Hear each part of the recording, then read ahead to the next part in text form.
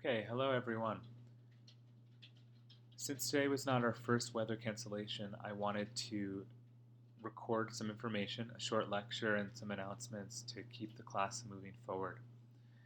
I'm going to show some images about figure ground, which is the main topic within this idea of shape that I want to cover.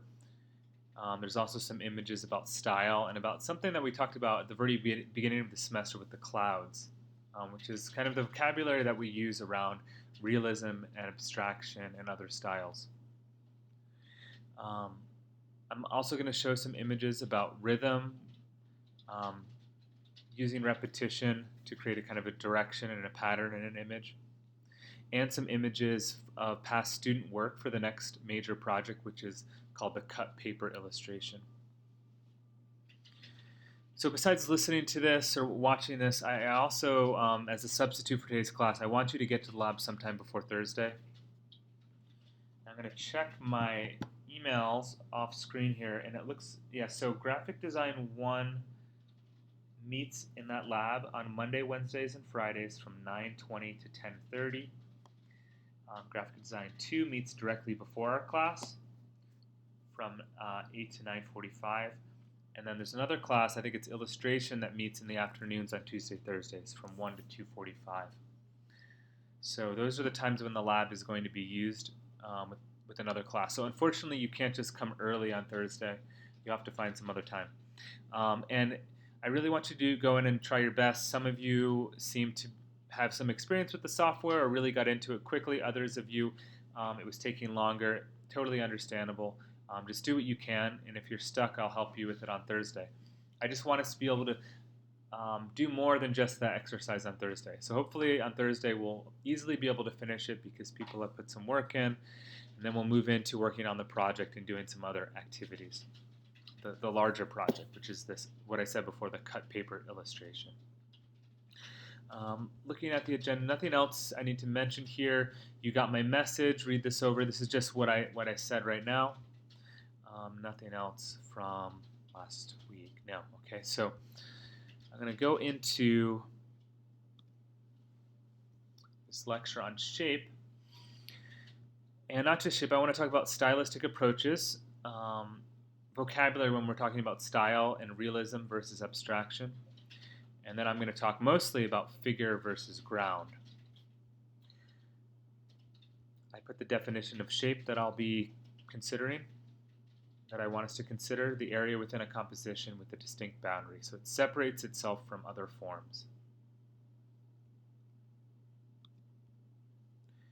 Here's an example of something that is often called in our history trompe-l'oeil, which is a French term meaning to fool the eye. This is a late 19th century painting, and if you look quickly at it, it might seem to be completely naturalistic. You know, what we might call nowadays as photorealistic. It is a oil painting, painstakingly done, and to look, extremely real.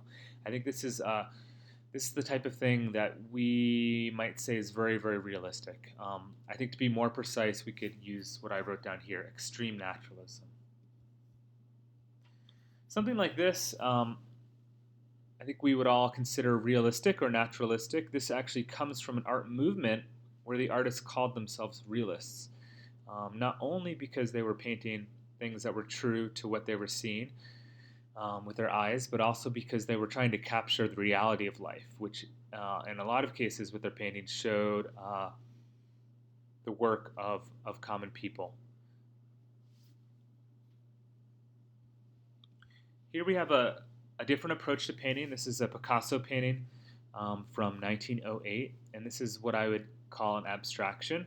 So it is still based on the observed world. We can see that there's a female figure shown here, but it is very much changed and abstracted from anything that would be called naturalism. There is some shading, but if any of you have seen the work of the Cubists before, what happens is they start to abstract parts of the human form or of objects in the world, landscapes, into facets, into geometric shapes.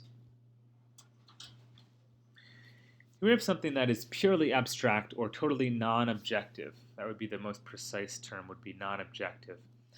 It doesn't present something that we would see in the world unless we were kind of thinking of it more symbolically. Or here we could think of it like a visual gesture that represents movement or rainfall or a storm.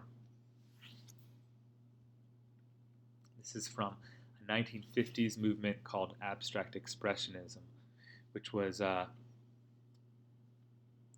me think how to describe the style briefly. It was a very American style that used purely abstract forms. That was not supposed to be about representing any image from life. It was more about capturing the experience of the artist making something on the canvas. Another example of non-objective art of a very different type, where these forms appear to be perhaps symbolic, rather than capturing some kind of feeling or gesture or emotion. Okay, so that's a little bit of an aside to the lecture on shape. I just wanted to cover some of these terms again. I'll mention more about styles and talk about what we might mean when we call something stylized or cartoon-like as well at a later date. Now on to talking about the figure versus the ground, or the foreground, background, subject versus background. Here we have a very clear example of figure versus ground relationship. This is a late Renaissance Italian painting of a woman with a nearly blank background. It's very obvious that there's a figure here, and the background is much less important. It's a clear contrast between foreground and background, subject and background. Another really clear example of figure versus ground here in this popular logo, Air Jordan logo, where you just have the object. It's a silhouette on a blank background. This next image I thought was an interesting contrast. So this is a German Renaissance painter and printmaker, Albrecht Dürer. Two examples of images of Adam and Eve here. And I guess if we were in class, I would ask you which one has a straightforward figure-ground relationship and which one is more complicated. I hope that's fairly obvious. On the left here, we have a more complicated or integrated figure and ground. So the background and the foreground are fairly integrated.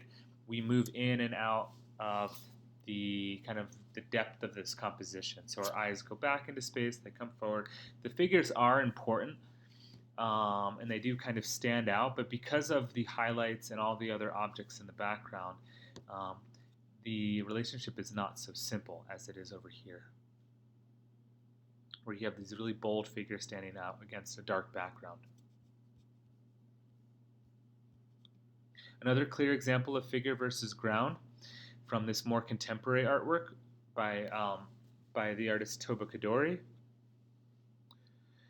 Here, I find this kind of work interesting. If we were in class, I would ask you again. I would ask you a question like, why did this artist choose to include so much negative space? It's a little bit unusual. This is maybe more typical, or this is more typical of what we see in art and in advertising and such. Here, my feeling is that the artist was interested in depicting a situation that might be described as lonely or abandoned. And so all this negative space helps to imply that, as well as the fact that there's no one sitting at the chair or there's nothing on the table. Here we go back to something that's more complicated in terms of the shapes of the composition are more integrated between the foreground and the background. In this painting by the Impressionist artist Edgar Degas. Going back in time again, this is another Northern Renaissance artwork. This really complicated painting depicts all of these different old proverbs. For example, pies on the roof is wasting your money, banging one's head against the wall. There are some really strange ones if you take some time to look at this image. This presentation will be on Blackboard if you want to look at any of these images more. Here we have, so it's so complicated. There are objects, there are figures with backgrounds behind them, but there's so many of them, and the space is cut up into so many segments. The figure versus ground relationship is not clear. It's more complicated and integrated. this painting, it almost becomes entirely ambiguous. We can barely tell where is the figure, what is the background, what is being shown here in this late Impressionist painting or post-Impressionist painting by the French artist Paul Gauguin. The next two examples, it's almost irrelevant, or we could argue about which is figure, which is ground. So this is another 1950s abstract American painting. Maybe we would consider the black to be the foreground because it appears to be like writing, and the white to be the background. But I think one could argue either way. And from what I know about this artist, is that he did not work in a way with a white background with black painting on top. I have my breaking news story here. Let me see if I can get rid of this. He painted both the black and the white at the same time, kind of, going over the painting multiple passes and completing the composition over time. Not just putting black on top of the white. So he worked on both aspects equally. It's a very different artwork. This is a more of an artifact. It is an Aztec shield from the 1500s. And here, again, it's ambiguous. What is the foreground? What is the background? Maybe one could argue that the yellow is the foreground, but it's not. It's not really clear if these, the two shapes, the two colors, rather are kind of joined in space, and one does not necessarily come forward or go back. Some examples from the world of graphic design where the ambiguousness of figure versus ground are used in an interesting way. So this is a logo that maybe you've seen many times, and maybe you've noticed the arrow. So the negative space, the background becomes the figure. And so we switch back and forth from reading the text to seeing that arrow. Same thing here, where with this book cover, we first see the figure jumping with the black background, and then we notice the face in the center of the figure. So there's a shifting relationship between the figure and the ground. An artist that I'm particularly interested in, Paul Morrison, works in a way that's somewhat similar to the cut paper project, where he works with a silhouette. And I'm really interested in how he has this kind of complicated space, even though there are obviously objects in the foreground and objects in the background. Here's a little bit simpler form, where the objects exist more like a silhouette. And this is the sort of thing I want you to start thinking about in terms of the project we're going to be working on starting on Thursday and working on for the next week or two. I've included some other artists that who actually work with cut paper, so similar to what we're going to be doing. All contemporary artists, so living artists. Andre Deso. Here actually it's kind of similar to what I'm looking for from you in terms of showing contrast in terms of place or landscape. Here we have more of a figurative scene. Something's happening here. There's a narrative perhaps.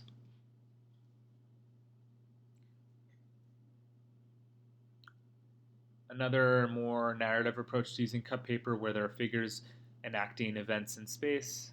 They both seem kind of like fantasy scenes. Same artist, Emma Van Leest here. I like the way that she uses this background, and then the white is the white paper left behind is the positive, and the black becomes the negative space of the background. Another artist, Rob Ryan. I thought this was interesting where the flowers or leaves kind of get integrated with the figures. And so both the figures and the flowers act as a kind of foreground, and then the white is the background.